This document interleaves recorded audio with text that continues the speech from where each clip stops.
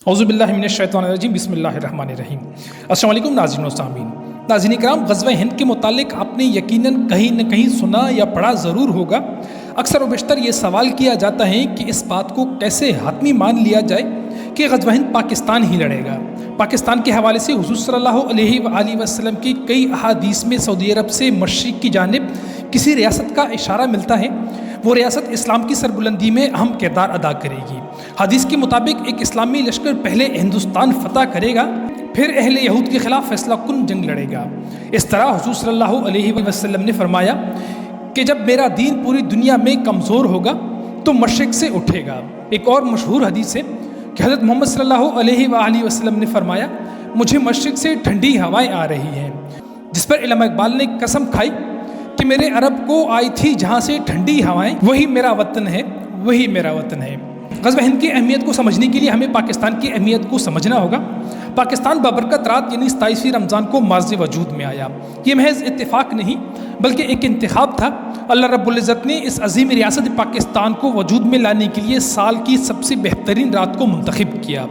बहुत से उलमा और नेक लोगों को इस बात का यकीन है कि जिस रात पाकिस्तान मर्ज़ वजूद में आया उस रात लैलतुल क़द्र थी।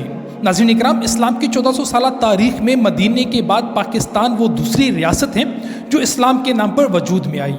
मदीने से ममासलत सिर्फ यही तक महदूद नहीं है। मदीने को उस वक्त मुशरिकीन यानी बुत परस्तों से ख़तरा था और इन मुशरिकीन की मदद अहले यहूद कर रहे थे। आज 1400 साल बाद भी पाकिस्तान को मुशरिकीन और बुत परस्त हिंदुस्तान का सामना है और इनकी मदद अहले यहूद यानी इसराइल भी कर रहा है। मज़ीद दिलचस्प पहलू ये है कि मदीने के मुशरिकीन के ख़िलाफ़ 3 जंगें लड़ी गईं। चौथी जंग फैसला कुन साबित हुई जिसमें मक्का को फ़तह कर लिया गया था। पाकिस्तान की भी अब तक बुत परस्तों के साथ अब तक 3 जंगें हो चुकी हैं और चौथी जंग के बारे में कहा जाता है कि वो फैसला कुन जंग होगी। पाकिस्तान और मदीना दोनों के नाम का महफूम भी एक है। पाकिस्तान लफ्ज़ के मानी है पाक लोगों की रहने की जगह, और मदीना को पहले मदीनातुन नबी कहा जाता था और बाद अज़ा मदीना तैयबा कहा जाने लगा, जिसका मतलब है पाक लोगों की रहने की जगह। नाज़रीन किराम, बुज़ुर्गान दीन की पेशगोई पर गौर करने से मालूम होता है जैसा कि हज़रत निअमतुल्लाह शाह वली रहमतुल्लाह ने आज से 850 साल पहले ना सिर्फ क़याम पाकिस्तान की पेशगोई फरमाई बल्कि इस मुल्क के खुदादाद से अल्लाह रब्बुल इज़्ज़त ने जो काम लेने हैं इसके बारे में भी वाज़ेह अल्फाज में बयान किया। हज़रत निअमतुल्लाह शाह वली ने फरमाया कि अंग्रेज़ों की हुकूमत सिर्फ 1 सदी तक कायम रहेगी, इसके बाद हिंदुस्तान 2 हिस्सों में तकसीम हो जाएगा। खान अफ़कालात को हज़रत मोहम्मद सल्लल्लाहु अलैहि वसल्लम ख्वाब में आए थे और फरमाया कि पाकिस्तान के साथ शामिल हो जाओ। सूफ़ी बरकत अली ने फरमाया था कि एक दिन पाकिस्तान की हाँ और ना में दुनिया की हाँ और ना होगी। बात सिर्फ बुज़ुर्गान दीन तक ही महदूद नहीं। कहा जाता है कि क़याम पाकिस्तान के बाद गांधी ने पंडित और नजूमी बुलवाकर कुछ जायचे बनवाए और फिर ऐलान किया कि पाकिस्तान और भारत के माबैन 4 जंगें होंगी और चौथी जंग फैसला कुन होगी।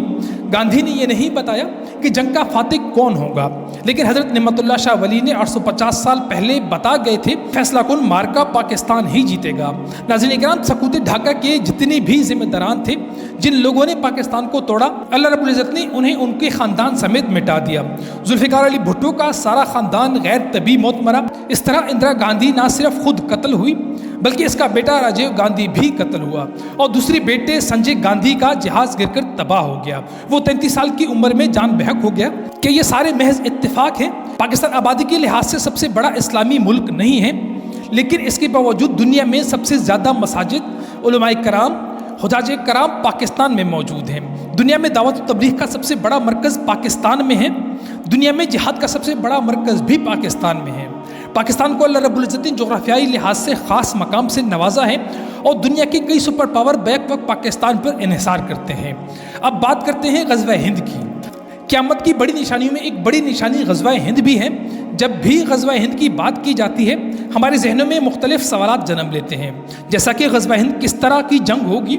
क्या मुग़ली दौर में मोहम्मद बिन कासिम के दौर में ग़ज़वा हिंद लड़ी जा चुकी है या ग़ज़वा हिंद अभी होनी है? ग़ज़वा हिंद कहाँ लड़ी जाएगी? ग़ज़वा हिंद एक बशारत है जो मुख्तलिफ़ अहादीस से वाज़े होती है। हज़रत अबू हुरैरा रज़ियल्लाहु तआला अन्हु से रिवायत है कि हज़रत मोहम्मद सल्लल्लाहु अलैहि वसल्लम ने फरमाया कि जो शख्स इस जंग में शरीक होगा फिर अगर वो गाज़ी बनकर लौटा تو اللہ تبارک و تعالیٰ اسے جہنم کی آگ سے آزادی عطا فرمائے گا، اور اگر وہ شہید ہوا تو وہ افضل شہداء میں ہوگا۔ کچھ مفسرین اور محققین کے مطابق اس جنگ میں ایک چھوٹا سا لشکر شامل ہوگا، جبکہ بعض کے نزدیک اس جنگ میں لشکروں کے لشکر شامل ہوں گے۔ جس غزوہ ہند کی حضور صلی اللہ علیہ وآلہ وسلم نے بشارت دی ہے وہ حضرت امام مہدی کی دور میں وقوع پذیر ہوں گی۔ ہندوستان پر سب سے پہلا حملہ حضرت عمر فاروق رضی اللہ کی دور میں ہوا تھا۔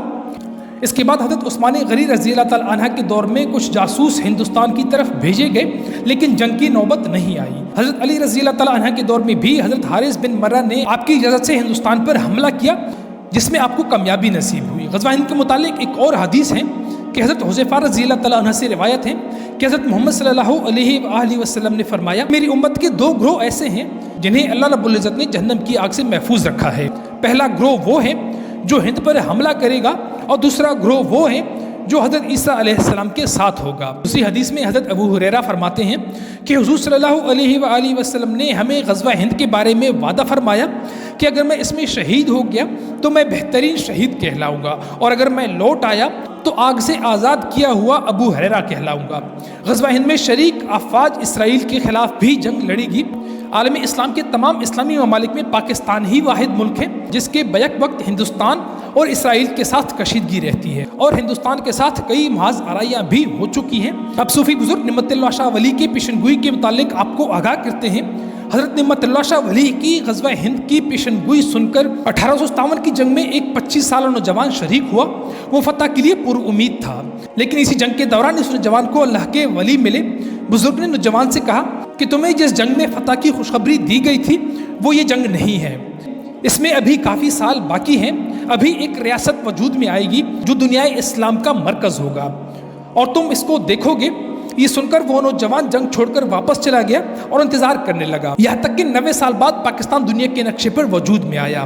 ناظرین کرام، امریکہ بظاہر پاکستان کا اتحادی ملک ہے، لیکن دنیا اب جان چکی ہے کہ افغانستان میں امریکہ کو کس کے ہاتھوں شکست ہوئی۔ یہ پیشن گوئی قدرت اللہ شاہ کی کتابیں بھی موجود ہیں۔ روس کی نظریں افغانستان اور بحر عرب پر ہیں، جبکہ امریکہ اسرائیل کا دوست ہے اور جانتا ہے کہ اگر اسرائیل کے خلاف عالم اسلام کی جانب سے جہاد کا اعلان ہوا تو نہ صرف پاکستانی افواج بلکہ یہ قوم بھی اسرائیل پر چڑھ دوڑے گی۔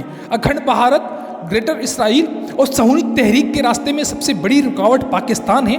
روس پاکستان کے ہاتھوں اپنے انجام کو پہنچا۔ امریکی جنگی ماہرین کے مطابق امریکہ کی افغانستان میں شکست کی وجہ پاکستان ہے۔ ناظرین کرام، پاکستان کو نقصان پہنچانے والوں کو اللہ رب العزت نے اس دنیا میں ہی عبرت کا نشان بنا دیا۔ سکوت ڈھاکہ کے ذمہ داران کو ہی دیکھ لیں، وہ سارے کردار جنہوں نے پاکستان کو توڑا تھا، اللہ رب العزت نے ان کو ان کے خاندان سمیت مٹا دیا۔ یہ ہے ہمارا پاکستان، پاک لوگوں کی رہنے کی جگہ۔ پاکستان کے ایٹمی ہتھیاروں کا مقابلہ روس، امریکہ اور چین کر سکتا ہے؟ کیا یہ سب محض اتفاقات ہیں؟ پاکستان کے خلاف بے پناہ اندرونی اور بیرونی سازشوں کے باوجود اب تک اللہ رب العزت نے سلامت رکھا ہے۔ کیوں اور کیسے؟ کیونکہ یہ وہی پاکستان ہے جو غزوہ ہند لڑے گا۔ پاکستان اللہ رب العزت کے رازوں میں سے ایک راز ہے۔ یہ محض ایک زمین کا ٹکڑا نہیں، یہ ایک مقدس امانت ہے۔ مستقبل کے بہت اہم معاملات پاکستان سے وابستہ ہے۔ جو بھی اس امانت میں خیانت کرے گا وہ اللہ کی پکڑ سے بچ نہیں سکے گا، پھر چاہے وہ بیرونی قوتیں ہوں یا اندرونی سازشیں۔ اس دعا کے ساتھ آپ سے اجازت طلب کرتے ہیں کہ اللہ رب العزت رہتی دنیا تک پاکستان کو آباد رکھے، اپنا اور اپنے اس پیارے وطن کا خیال رکھے گا۔ اللہ ہم سب کا حامی و ناصر ہو، آمین ثم آمین۔